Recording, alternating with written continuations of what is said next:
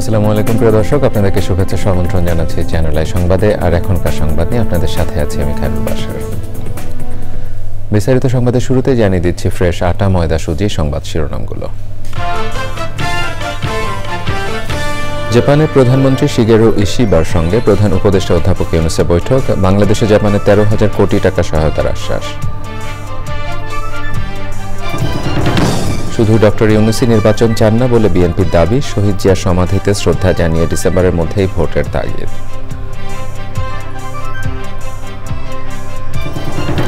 বান্দরবানের পাহাড় ধসে রুমা উপজেলার সঙ্গে জেলা সদরের যোগাযোগ বিচ্ছিন্ন, লক্ষ্মীপুর ও নোয়াখালী হাতিয়ায় পানিবন্দী কয়েক হাজার মানুষ। রংপুরে এরশাদে বাসভবনে সন্ত্রাসী হামলায় এনসিপির বিরুদ্ধে জাতীয় পার্টির অভিযোগ, শনিবার সারা দেশে বিক্ষোভ সমাবেশ। বাংলাদেশ ক্রিকেট বোর্ডের নতুন সভাপতি, দেশের প্রথম টেস্ট সেঞ্চুরিয়ান আমিনুল ইসলাম বুলবুল, বিসিবির সভায় পরিচালকদের vote.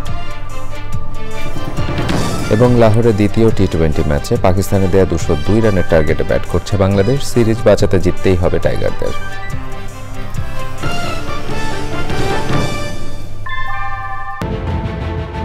Primacy in build.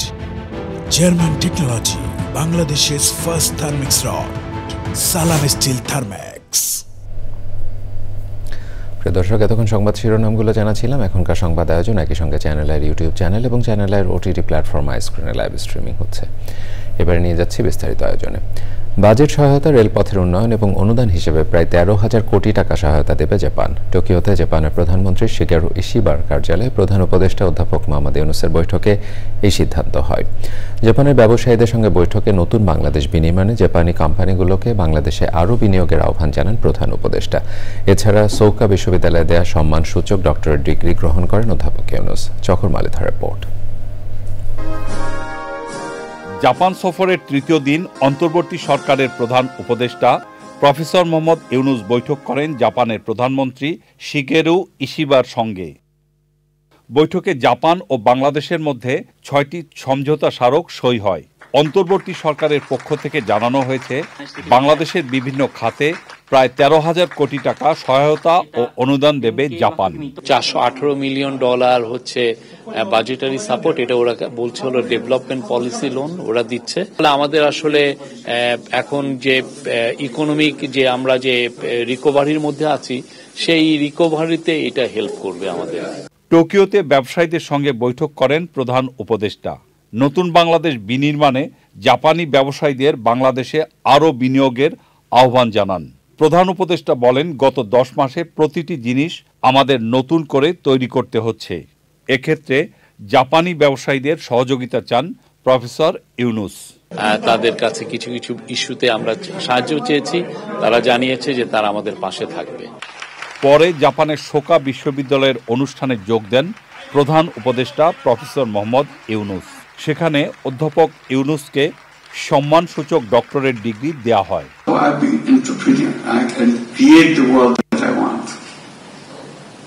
So these are the 3 zeros. On top of it, another idea came and attached to it.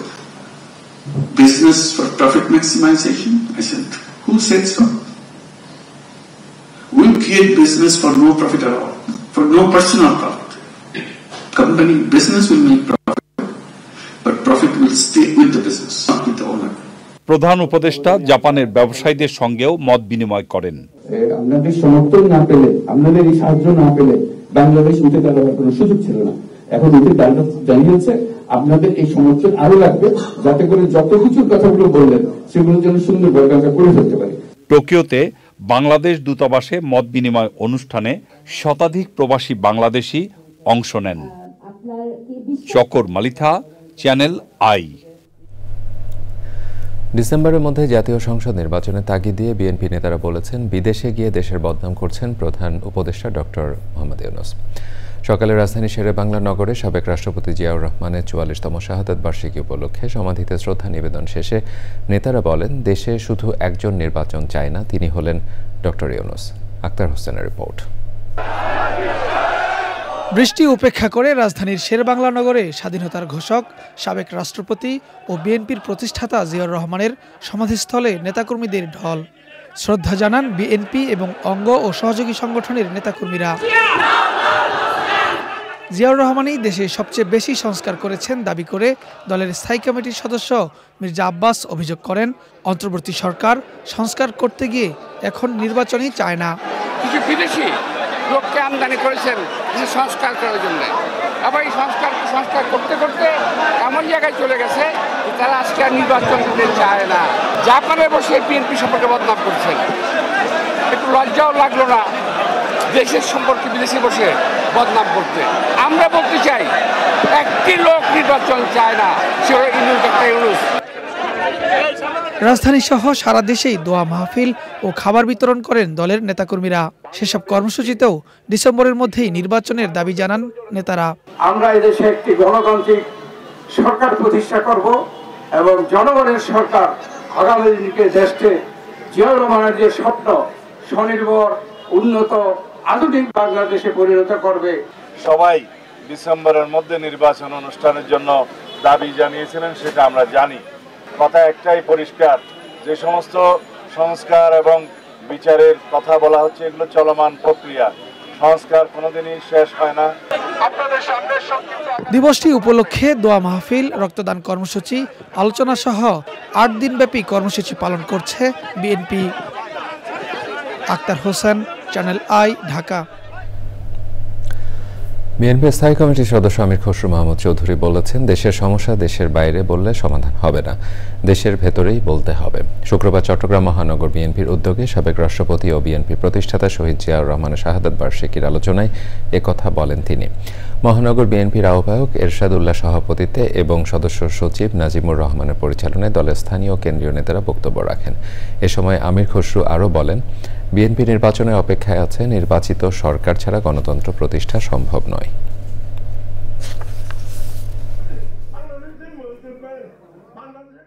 এটা তো বাংলাদেশের সমস্যা, এই সমস্যার বাইরে গিয়ে বলতে কোনো লাভ হবে না। আমাকে বাংলাদেশের মধ্যে বলে এখানে সমাধান করতে হবে, তাই না? আমরা যদি বারবার বাইরে গিয়ে সব কথা বলতে থাকি তো বাংলাদেশের সমস্যার সমাধান হবে? সমাধান হবে না।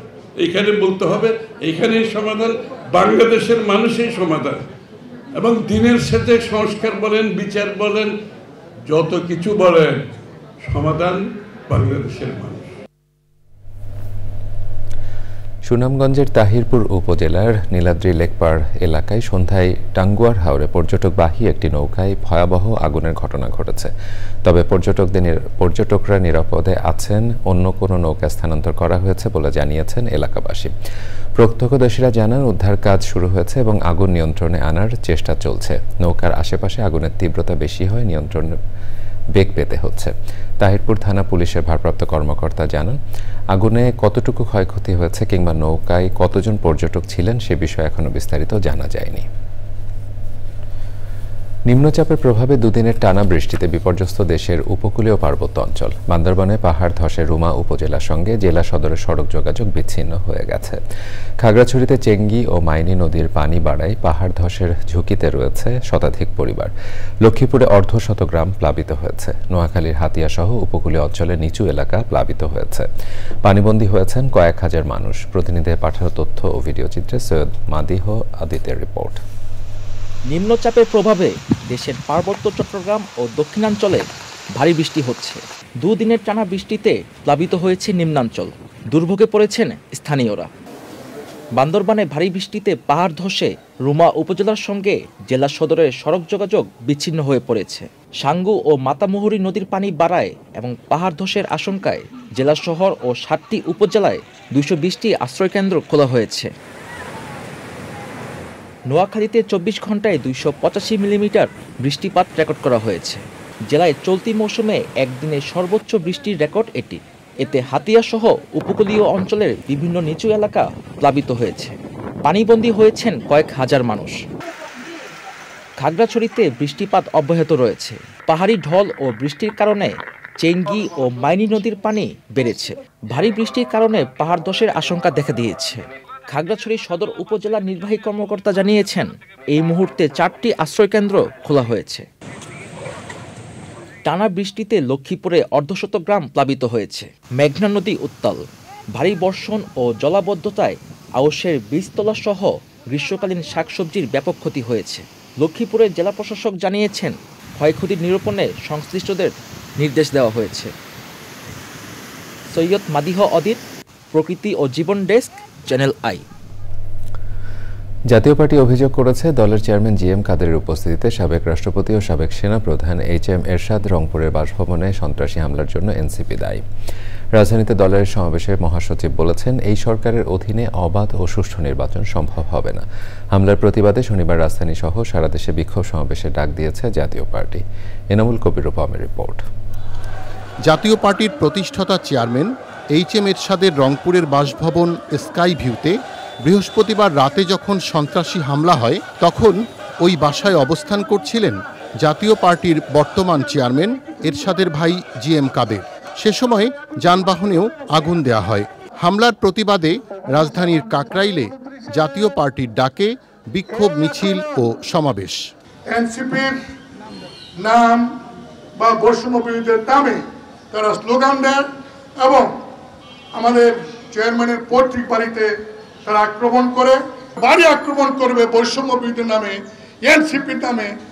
এটা যদি সরকার কন্ট্রোল না করতে পারে, তাহলে আইন শৃঙ্খলা পরিস্থিতি কোথায় গিয়ে দাঁড়িয়েছে এখান থেকে কল্পনা করা যায়।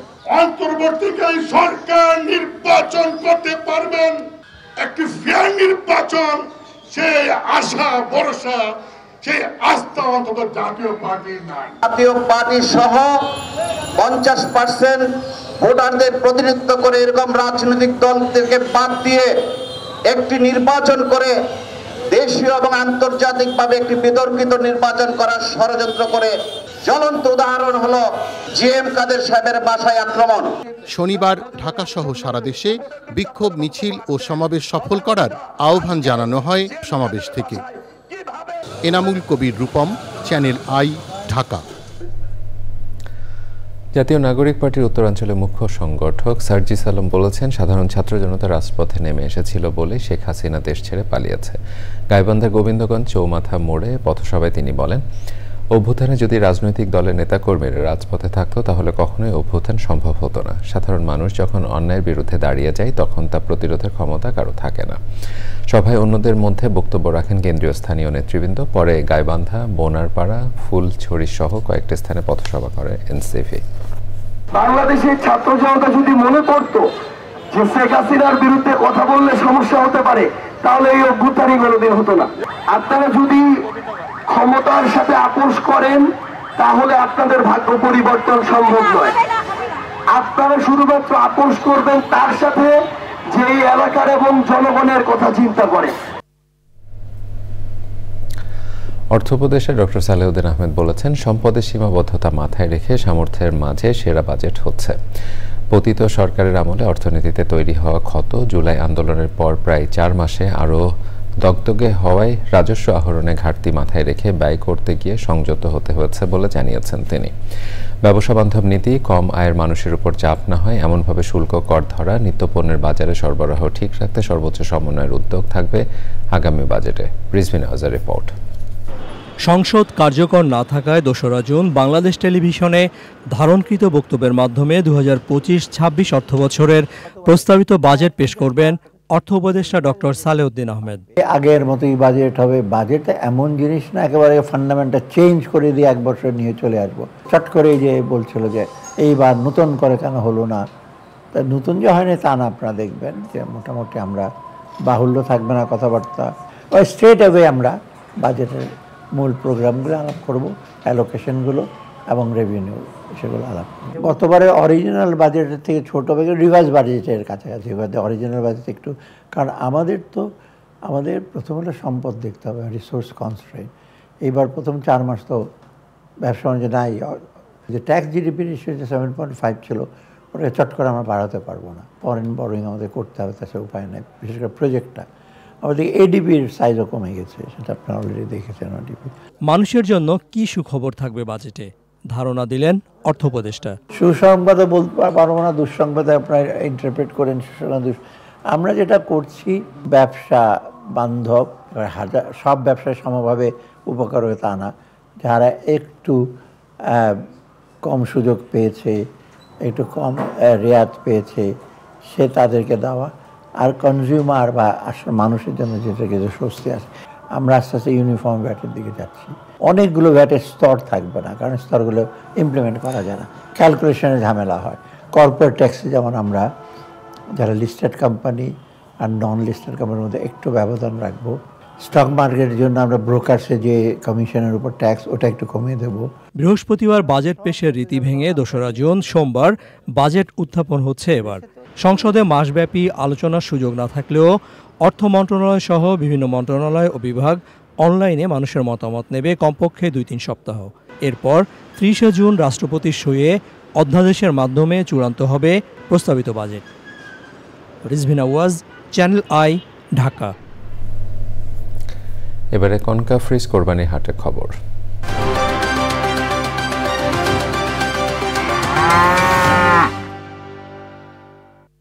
অ্যাক্টিভেটেড কার্বন ডিওডোরাইজার যুক্ত কনকা ফ্রিজে এক খাবারের গন্ধ অন্য খাবারে যেতে পারে না। রাজধানী হাটগুলোতে কোরবানির পশু আসতে শুরু করেছে। একই সঙ্গে হাট শুরুর প্রস্তুতি চলছে। হাতে অনেকটা সময় থাকায় ক্রেতারা পছন্দের পশু কিনতে দাম যাচাই বাছাই করছেন।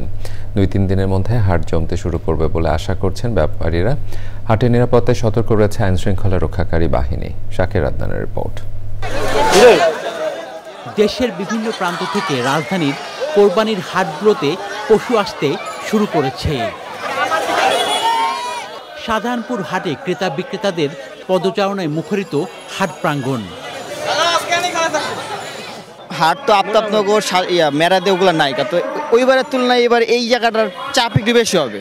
দাম একটু বেশি লাগতেছে, কারণ এরা আজকে মনে হয় গরু ছাড়বে না। তারা সারাদিন বৃষ্টি ছিল, এখন আসছি আমি ছোট একটা লাল গরু কিনতে চাই। 12 দিন আইছি আমরা, আর 2 দিন পরে থাই আর জমবো। কেউ কেউ পছন্দের পশু কিনে বাড়ি ফিরেছেন।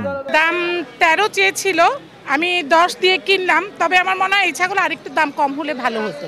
ধোলাইখালের সাদেক হোসেন খোকা মাঠ ও আশপাশে হাট শুরুর প্রস্তুতি চলছে। হাট কর্তৃপক্ষ বলছে ক্রেতা বিক্রেতার নিরাপত্তায় পর্যাপ্ত ব্যবস্থা নেওয়া হয়েছে। আপনাদের পূর্বের যে সমস্ত ফ্যাসিলিটিস দেওয়া হতো, আমরাও সেভাবে আপনাদেরকে এর চেয়ে বেশি আমরা দেওয়ার চেষ্টা করব ইনশাল্লাহ। হাটের যারা পাইকার আছে তাদের নিরাপত্তার জন্য পর্যাপ্ত পরিমাণে ব্যবস্থা আছে, এবং আমাদের টোটাল হাটটা সম্পূর্ণভাবে এটা সিসি ক্যামেরা দ্বারা নিয়ন্ত্রিত, এবং এই হাটে ব্যাংকিং ব্যবস্থা আছে। এবার ঢাকা উত্তর ও দক্ষিণ সিটি কর্পোরেশনে স্থায়ী ও অস্থায়ী সহ 18টি পশুর হাট বসেছে। Shakir Adnan, channel I, Dhaka. এবারে স্পোর্টস।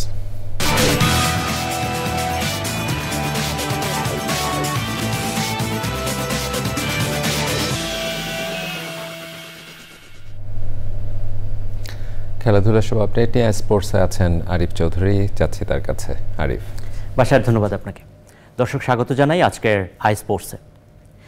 2 দিনের টানটান উত্তেজনা ও নানা নাটকীয়তার পর বাংলাদেশ ক্রিকেট বোর্ডের সভাপতি নির্বাচিত হয়েছেন বাংলাদেশের প্রথম সেঞ্চুরিয়ান এবং অধিনায়ক টেস্ট সেঞ্চুরিয়ান আমিনুল ইসলাম বুলবুল। বিসিবি কার্যালয়ে পরিচালক মণ্ডলীর সভায় আইসিসির এশিয়া অঞ্চলের ডেভেলপমেন্ট ম্যানেজার হিসেবে দায়িত্ব পালন করা বুলবুলকে বিসিবির 16তম সভাপতি হিসেবে নির্বাচিত করেন পরিচালকরা। একই সভায় 2 পরিচালক নাজমুল আবেদিন ফাহিমকে সিনিয়র সভাপতি ও ফাহিম সিনহাকে সহসভাপতির দায়িত্ব দেওয়া হয়েছে। এর আগে জাতীয় ক্রীড়া পরিষদ এক প্রজ্ঞাপনে ফারুক আহমেদের পরিবর্তে বুলবুলকে তাদের কোটায় বিসিবির পরিচালক হিসেবে মনোনয়ন দেয়। এরপর বিসিবির পরিচালক হিসেবে সভায় যোগ দেন বুলবুল। ক্রীড়া নীতি নির্ধারকদের অনুরোধ উপেক্ষা করে সাবেক সভাপতি ফারুক আহমেদের পদত্যাগে অস্বীকারের মধ্য দিয়ে শুরু হয় নাটকীয়তা। বৃহস্পতিবার রাতে বিসিবির 8 পরিচালক একযোগে সভাপতি ফারুকের বিরুদ্ধে অনাস্থা চিঠি দিলে জাতীয় ক্রীড়া পরিষদ ফারুককে বিসিবির পরিচালক পদ থেকে অপসারণ করে। আওয়ামী লীগ সরকারের পতনের পর গত 21শে আগস্ট ফারুক আহমেদকে বিসিবি সভাপতি হিসেবে নিয়োগ দিয়েছিল বর্তমান সরকার। দেশের প্রথম টেস্ট সেঞ্চুরিয়ান তিনি, বিশ্বকাপে দেশকে নেতৃত্ব দেওয়া প্রথম অধিনায়কও তিনি। বোর্ড প্রেসিডেন্ট হয়ে প্রথম সংবাদ সম্মেলনে এসে বুলবুল জানিয়েছেন সময় খুব কম, তিনি টি-20 মেজাজেই খেলতে এসেছেন এখানে। আরও বিভিন্ন প্রশ্নের উত্তর দিয়েছেন ঠিক আমিনুল ইসলাম বুলবুলের মতো করেই। তানভীর আহমেদ জানাচ্ছেন বিস্তারিত। সকাল থেকেই সবার নজর মিরপুরের হোম অফ ক্রিকেটে। অবশেষে সবার ধারণা বাস্তবায়ন হলো বিসিবিতে। হঠাৎ পট পরিবর্তনের পথ ধরে ফারুক আহমেদের জায়গায় বাংলাদেশ ক্রিকেটের প্রধান হলেন আমিনুল ইসলাম বুলবুল। 19 বছর ধরে আমি এই ক্রিকেট উন্নয়নের কাজ করে যাচ্ছি। নির্বাচিত হয়েই বাংলাদেশ ক্রিকেটকে সামনে এগিয়ে নেওয়ার কথা বলেন বিসিবি সভাপতি। আজকে একটা বড় দায়িত্ব পেয়েছি, যে দায়িত্বটা হচ্ছে বাংলাদেশের ক্রিকেট না, ক্রিকেট ইন বাংলাদেশ। বাংলাদেশে কি ক্রিকেট আছে সেটা আমরা চেষ্টা করব আরও সামনের দিকে এগিয়ে নিয়ে যেতে। আমি কনফিডেন্টলি বলতে পারি যে ইট ইজ আমার এই মুহূর্তে যেই স্কিল সেট আছে এটা একটা প্যাকেজ। কেননা আমি ছোট্ট দেশ তাজিকিস্তান, উজবেকিস্তানে যেখানে ক্রিকেট খেলা হয় এবং পাকিস্তান, ইন্ডিয়াতে যেখানে খেলা হয় তাদের সাথেও কাজ করি। সো আমি আমার চেষ্টা করব যে সর্বস্ব দিয়ে, যে আমি ইনশাল্লাহ ফেল করব না, বাট আমি শেয়ার করব আমার এক্সপিরিয়েন্সটা আমাদের বাংলাদেশের সাথে। বিসিবির নির্বাচন আগামী অক্টোবরে, তারপরও নির্বাচন পর্যন্ত নিজেকে অন্তর্বর্তী সভাপতি হিসেবে ভাবছেন না আমিনুল ইসলাম। এখানে আমাকে আজকে নির্বাচিত করা হয়েছে বাংলাদেশ ক্রিকেট বোর্ডের প্রেসিডেন্ট হিসেবে 3 মাসের জন্য না, আমি নির্বাচিত হয়েছি আজকে। যেহেতু সময়টা কম, আমরা জানি যে টেস্ট ম্যাচ 5 দিনের হয়, ওয়ানডে হয় 7 ঘন্টার, তা আমি একটা কুইক টি-20 ইনিংস খেলতে এসেছি এখানে। সো একটা ভালো টি-20 ইনিংস খেলবো, যে ইনিংসটা আপনারা সকলে মনে রাখবেন। আইসিসির এশিয়া অঞ্চলের ডেভেলপমেন্ট ম্যানেজার হিসেবে দায়িত্ব পালন করেছেন আমিনুল। তানভীর আহমেদ, চ্যানেল আই, ঢাকা। কর্মক্ষেত্রে বিশেষ অবদানের জন্য জয়ী অ্যাওয়ার্ডে ভূষিত হলেন অভিনেত্রী আনোয়ারা বেগম, কণ্ঠশিল্পী রফিকুল আলম ও রন্ধনশিল্পী কেকা ফেরদৌসী। বিশ্ব সাহিত্য কেন্দ্রে এই আয়োজন করে পদ্মা উদ্যোক্তা ফাউন্ডেশন। সুলতানা হিমুর রিপোর্ট। নিজ নিজ ক্ষেত্রে সফল ব্যক্তিদের সম্মান জানাতে অনুষ্ঠিত হলো দিয়ামণি কমিউনিকেশন পদ্মা উদ্যোক্তা ফাউন্ডেশন জয়ী অ্যাওয়ার্ড 2025। শুক্রবার বিশ্ব সাহিত্য কেন্দ্রে এই অনুষ্ঠানে আজীবন সম্মাননা দেয়া হয় প্রখ্যাত অভিনেত্রী আনোয়ারা বেগম, কণ্ঠশিল্পী রফিকুল আলম এবং বিশিষ্ট রন্ধনশিল্পী কেকা ফেরদৌসীকে। শিল্পী আরও যন্ত্রশিল্পী যারা আছেন তারা এইভাবে স্বীকৃতি পেলে আমরা শুধু আমরা নই, আমাদের পরবর্তী প্রজন্মের মানুষরা অনুপ্রাণিত হবে। এই সংগঠনের জন্য দোয়া করছি যেন ভালোভাবে আরো বড় বড় কাজ করতে পারে, এবং বাংলাদেশের বিভিন্ন অঞ্চলের উদ্যোক্তাদের আজকে যে পুরস্কার দিয়েছে এটা আমার খুব ভালো লাগে। আয়োজনে বিনোদন সাংবাদিকতায় পুরস্কার পান মাকসুদুল হক ইমু, গীতিকার হিসেবে জনি হক, চলচ্চিত্র পরিচালক দেবাশিস বিশ্বাস, চলচ্চিত্র অভিনেতা ডিএ তায়েব সহ আরো অনেকেই। আয়োজনের ধারাবাহিকতা চলবে বলে জানান আয়োজকরা।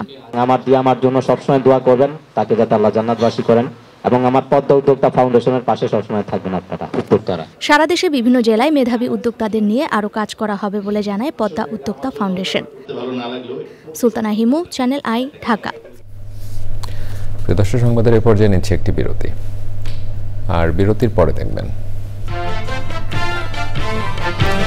গাজায় ত্রাণ নেওয়ার সময় ইসরায়েলি বাহিনী গুলিতে কমপক্ষে 20 ফিলিস্তিনি নিহত। যুক্তরাষ্ট্রের যুদ্ধবিরতির প্রস্তাব ইসরায়েল মানলেও হামাসের প্রত্যাখ্যান।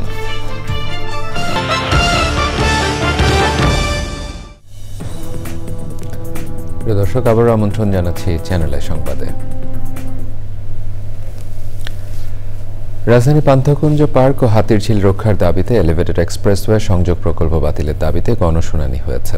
পরিবেশ সংগঠন বাংলাদেশ গাছ রক্ষা আন্দোলনের উদ্যোগে পান্থকুঞ্জ মোকাদ্দম জনগণ বনাম অন্তর্বর্তী সরকার শীর্ষ গণশুনানিতে হাতিরঝিল ভরাট ও পান্থকুঞ্জ পার্ক ধ্বংস করে কোনো উন্নয়ন প্রকল্প বাস্তবায়ন না করা, পরিবেশ বিনষ্টকারী অপরাধীদের বিরুদ্ধে আইনগত ব্যবস্থা নেয়ার এখতিয়ার জনগণকে দেয়া সহ 6টি দাবি জানিয়েছেন পরিবেশবিদরা। সে সময় তারা অভিযোগ করেন, ঢাকা এলিভেটেড এক্সপ্রেসওয়ের এফডিসি থেকে পলাশী পর্যন্ত প্রকল্পটি শুরু থেকেই দুর্নীতি, অব্যবস্থাপনা এবং সমন্বয়হীনতার মধ্য দিয়ে পরিচালিত হচ্ছে। এটি এখন পরিবেশগত সংকট এবং জনদুর্ভোগের কারণ হয়ে দাঁড়িয়েছে। সরকারকে পরিবেশ বিনাশী, বৈষম্যমূলক, জনস্বার্থ বিরোধী এই প্রকল্প থেকে সরে আসার আহ্বান জানান তারা। সে সময় ছিলেন ডক্টর গীতিয়ারা নাসরিন, শামসিয়ারা জামান, ডক্টর ইফতেখারুজ্জামান, জ্যোতির্ময় বড়ুয়া এবং অন্যরা। এবারে নিটোল টাটা আন্তর্জাতিক সংবাদ।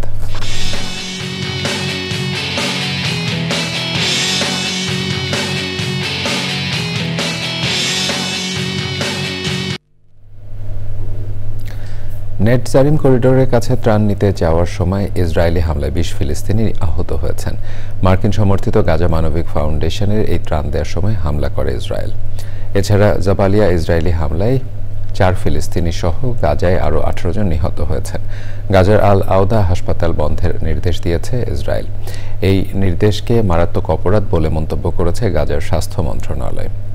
এদিকে যুক্তরাষ্ট্রের প্রস্তাবিত 60 দিনের নতুন যুদ্ধবিরতি প্রস্তাব পর্যবেক্ষণ করে হামাস বলছে, এই প্রস্তাব মেনে নিলে গাজায় হত্যাকাণ্ড আরও বাড়বে। ইসরায়েল এই প্রস্তাব মেনে নিলেও তা প্রত্যাখ্যান করার কথা ভাবছে হামাস। ব্রিটিশ সংবাদ মাধ্যম বিবিসিকে হামাসের এক কমান্ডার এমন তথ্যই জানিয়েছে। এবারে আইস্ক্রিন সাংস্কৃতিক সংবাদ।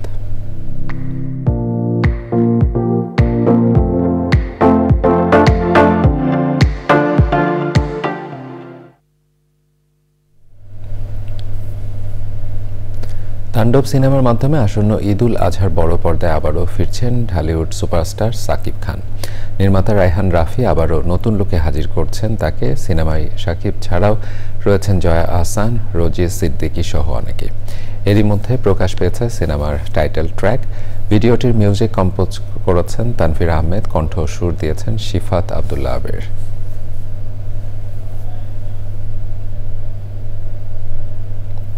এবারে কৃষি সংবাদ।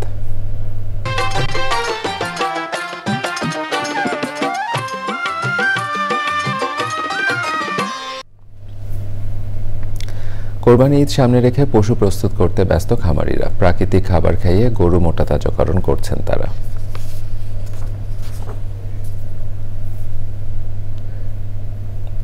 এবারে প্রকৃতি সংবাদ।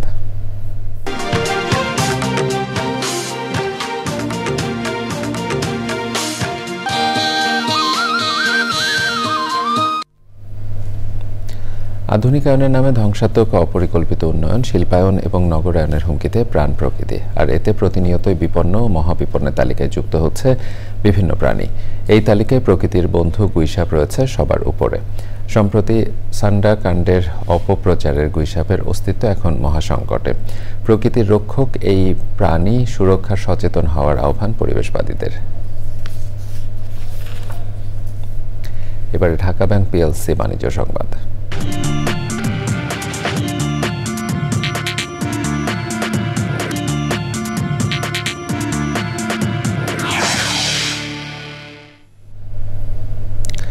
রাজধানীতে হয়েছে global business and CSR awards 2025-এর অনুষ্ঠান। শুক্রবার হোটেল সোনারগাঁও পদ্মা হলে এই আয়োজন করে Asian journalist human rights and cultural foundation, এজা হিকাপ ও global media forum of Bangladesh.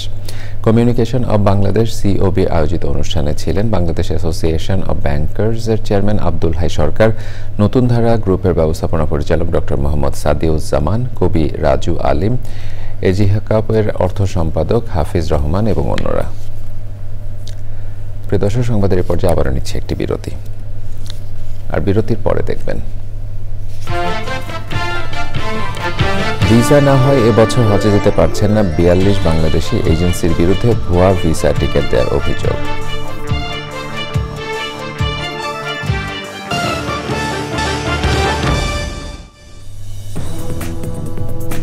দর্শক, আবারও আমন্ত্রণ জানাচ্ছি চ্যানেলের সংবাদে। ভিসা না হয় এবছর হজে যেতে পারছেন না 42 বাংলাদেশি। ভুয়া ভিসা এবং টিকিট দিয়ে হজযাত্রীদের সাথে প্রতারণার অভিযোগ উঠেছে আভা ট্রাভেলসের মালিক মৌলানা জামিল উদ্দিনের বিরুদ্ধে। শেষ মুহূর্তে হজযাত্রীদের চাপ বেশি থাকে। বাংলাদেশ থেকে হজযাত্রার সময় আরও একদিন বাড়ানো হয়েছে। চকর মালিথার রিপোর্ট। ফরিদপুরের নাগরকান্দার মুফতি মাহমুদুল হাসান, যিনি মোহাম্মদপুরের একটি মাদ্রাসার প্রিন্সিপাল এবং 2টি মসজিদের খতিব, তারই এক সময়ের ছাত্র আভা ট্রাভেলসের মালিক মাওলানা জামিল উদ্দিন হজে যাওয়া নিয়ে খোদ শিক্ষাগুরুর সাথে করেছেন প্রতারণা।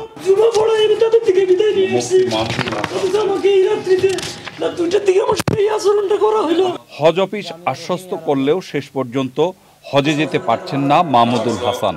সাথে যে প্রতারণা হয়েছে, প্রতারণাটার বিষয়টা অবশ্যই আমরা আন্তরিকভাবে নিচ্ছি এবং এটার জন্য যা যা করণীয় আইনগত যে সমস্ত পদক্ষেপ এবং আমাদের যে প্রশাসনিক যে পদক্ষেপ আছে, আমরা সকল পদক্ষেপ ইনশাআল্লাহ গ্রহণ করব। আগে নিবন্ধন না করে ট্রাভেল এজেন্সির আশ্বাসে হঠাৎ করে হজে যাওয়ার প্রস্তুতি নেওয়া 42 জন হজযাত্রী শেষ মুহূর্তে এবছর হজের ভিসা পাননি। আমাদের কাছে যে তথ্য আছে এই 42 জন ছাড়া ইনশাআল্লাহ বাকি সবাই ইনশাআল্লাহ হজে যেতে পারবেন। আর এই 42 জন আসলে অধিকাংশই হচ্ছে নতুন হজ যাত্রী, যারা অন্য হজ যাত্রীর পরিবর্তিত হজ যাত্রী হিসেবে যাওয়ার জন্য প্রস্তুতি নিয়েছে।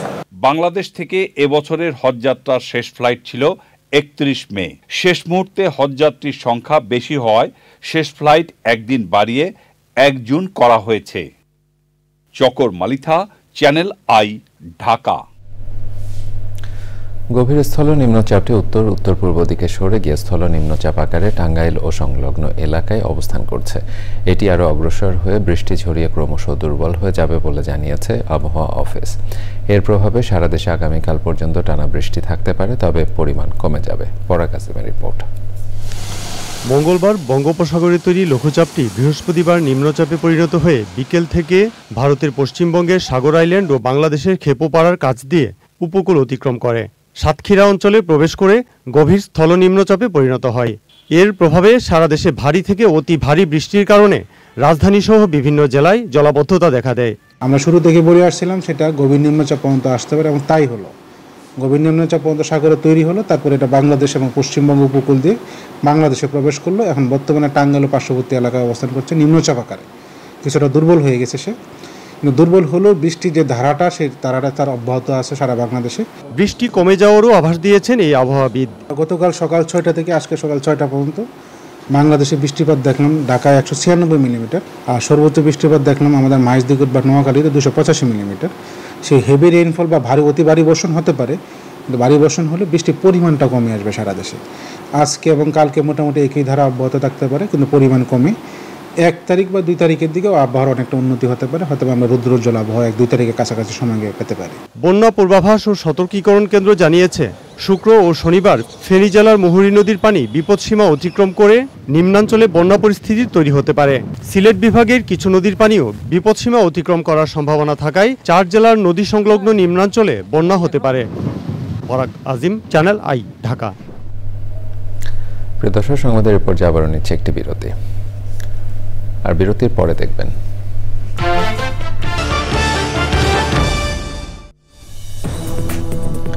প্রিয় দর্শক, আবার আমন্ত্রণ জানাচ্ছি চ্যানেল আই সংবাদে। ঢাকা বিশ্ববিদ্যালয়ের ব্যাংকিং অ্যান্ড ইন্স্যুরেন্স বিভাগের প্রাক্তন শিক্ষার্থীদের সংগঠন ডুয়াবের আয়োজনে অনুষ্ঠিত হয়েছে গেট টুগেদার ফুটসাল টুর্নামেন্ট 2025। রাজধানী আগারগাঁওয়ে এয়ারবেস ক্যাম্পে দিনব্যাপী আয়োজনে সংগঠনের বিভিন্ন ব্যাচের প্রাক্তন শিক্ষার্থীরা অংশ নেন। বিভাগের চেয়ারম্যান ও সংগঠনের ভারপ্রাপ্ত সভাপতি অধ্যাপক ডক্টর হাসিনা শেখ, সংগঠনের সাংগঠনিক সম্পাদক ওয়াইস আল ইসলাম সহ বিশিষ্টজনেরা ডুয়াবের মিলন মেলায় ছিলেন।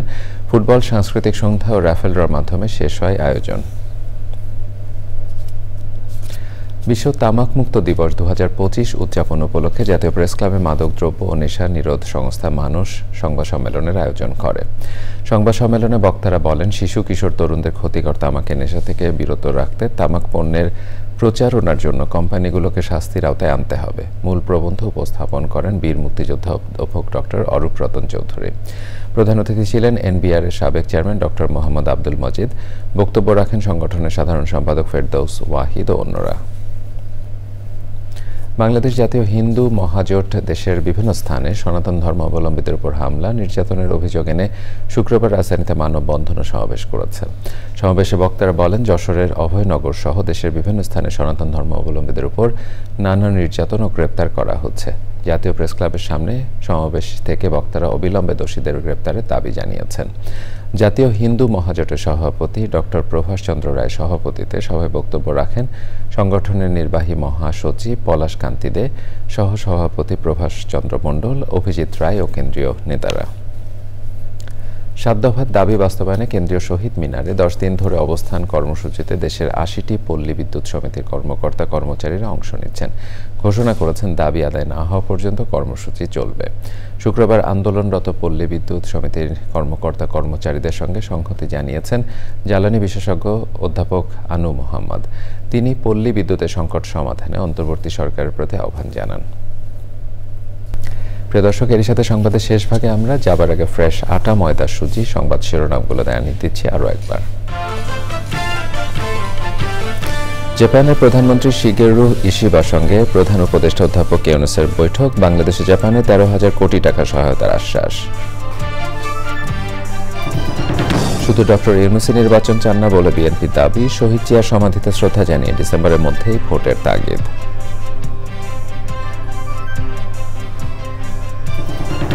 বান্দরবানে পাহাড় ধসে রুমা উপজেলার সঙ্গে জেলা সদরের যোগাযোগ বিচ্ছিন্ন। লক্ষ্মীপুর ও নোয়াখালীর হাতিয়ায় পানিবন্দী কয়েক হাজার মানুষ। রংপুরে এরশাদে বাসভবনে সন্ত্রাসী হামলায় এনসিপির বিরুদ্ধে জাতীয় পার্টির অভিযোগ। শনিবার সারা দেশে বিক্ষোভ সমাবেশ।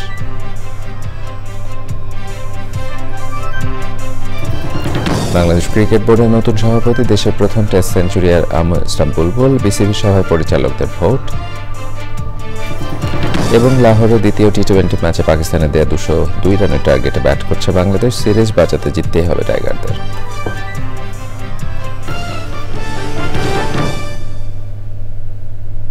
প্রিয় দর্শক, এছাড়াও চ্যানেলের সর্বশেষ সংবাদ জানতে ভিজিট করুন চ্যানেলে online.com-এ যুক্ত থাকুন আমাদের সোশ্যাল মিডিয়া প্ল্যাটফর্মগুলোর সাথে।